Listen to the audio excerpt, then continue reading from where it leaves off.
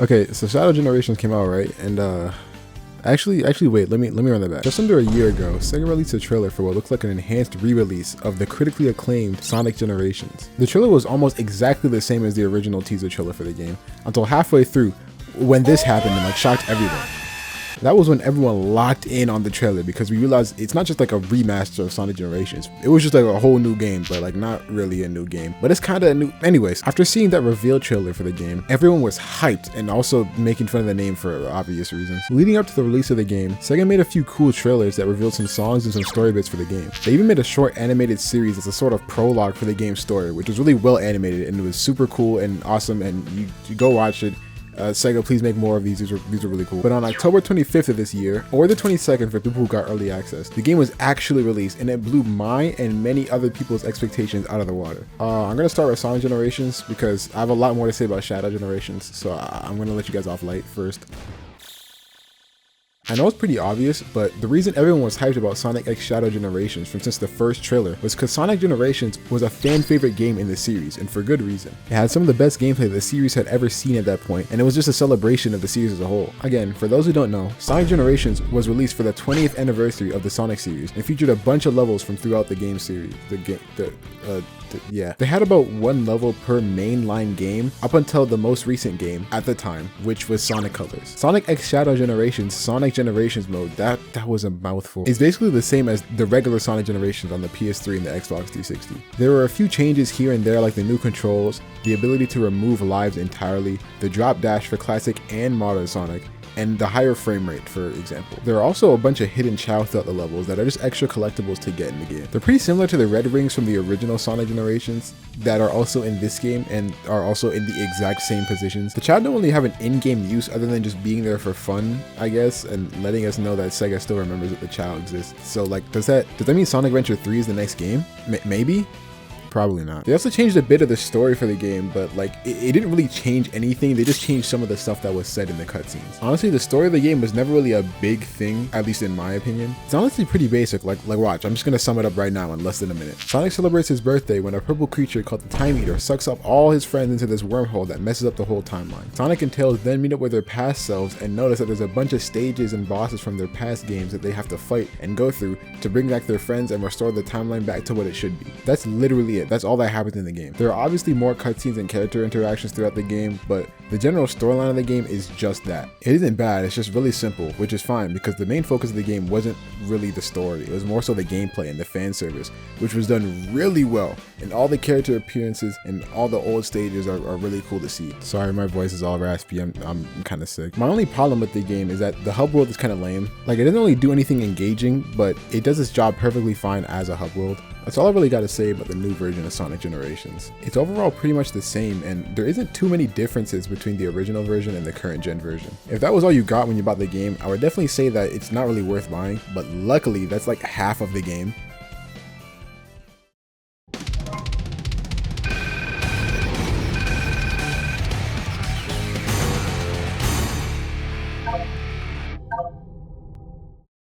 So for personal context, I've replayed the Sonic Generations portion before I went to Shadow Generations because I wanted to like get a refresher on what Sonic Generations was. I also kind of thought that Shadow Generations was going to be more of the same. But honestly, bro, when I pressed that new game button and I saw the first cutscene, I realized I was sorely mistaken in my assumptions. Shadow Generations is genuinely some of the best Sonic the Hedgehog gameplay I have laid my hands on in a while. The game controls unbelievably well and plays so smooth. The chaos control ability that was added to the game is also like a huge improvement for me personally because it made for some really unique gameplay. Some of the challenges and obstacles in the game literally requires you to use chaos control to get past them, and I thought it was really cool inclusion for one of Shadow's most iconic powers. I also think that the Doom powers were a really cool addition to the game too. I really enjoyed their implementation, whoa, that was a big word, in not only the levels but in the hub world too, except the Doom morph. I'm not really a big fan of that one.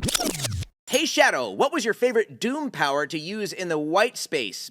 Doom morph. I think all of them are all really well balanced, and I enjoy the sense of progression that I had by unlocking new attacks and new movement mechanics as time went on, which is something that wasn't really there in Sonic Generations. The Doom powers are also really cool story-wise because of how they are baked into the story and how Shadow interacts with other people. They also show that because Shadow and Black Doom are linked together, while Shadow gets stronger and gets more powers and stuff, so does Black Doom. Also, the concept of the Doom powers being foreign to Shadow Shadow, but still somewhat feeling natural to him at the same time is really cool to me, because, you know, Black Doom's DNA and everything. I also like super duper mega like the fact that the game actually shows the Doom powers affecting Shadow and physically like corrupting him as he gains more of them. You can even see it after you unlock the Doom wings and you go into like the little act select thing. I don't know what it's called, but you can literally see Shadow struggling to control the influence that it has on him, and that's like so cool. That just I don't know, it looks really cool to me. I want to go back to my hub world point for a sec, because the hub world from this game is really well done. I mentioned before that I wasn't really a fan of Sonic Generations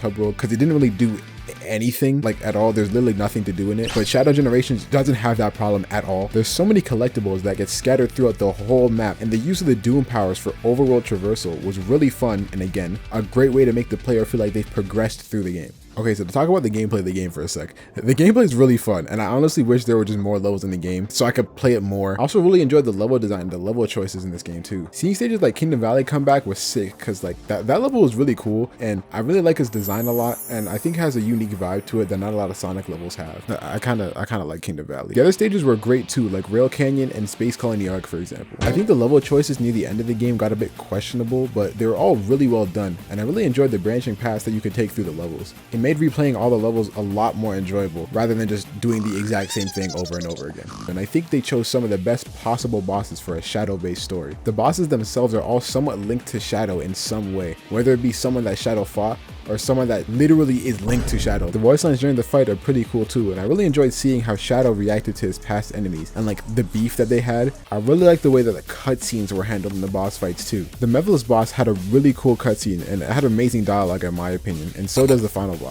I mean, in reality, every single boss in the game has amazing dialogue and really cool cutscenes. The music in this game is really good. There aren't a lot of songs in the soundtrack because, you know, it's a pretty short game, but almost all of them go insanely hard. I really like the versions of the songs that play when you're picking the act to do for a stage. They kind of feel like Shadow's version of the regular song, if that makes sense. Like, yeah, Radical Highway is Shadow's stage, but this makes it sound like a Shadow the Hedgehog stage.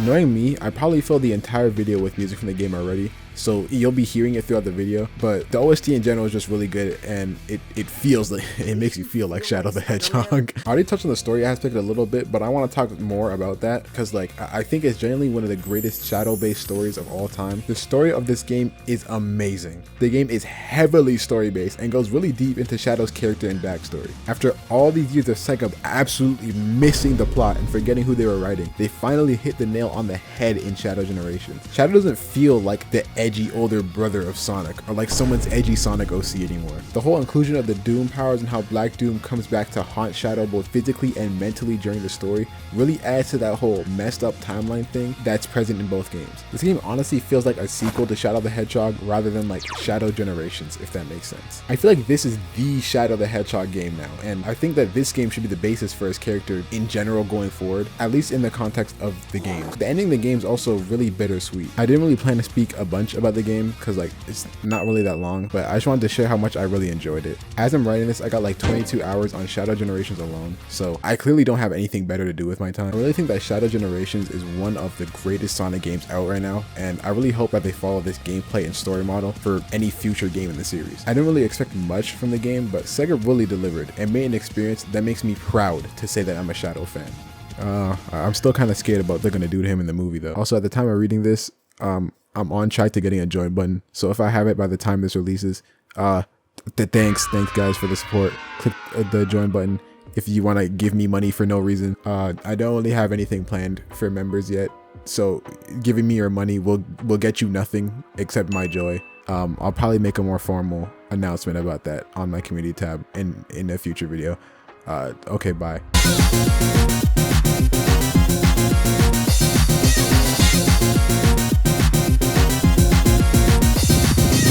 Like and subscribe.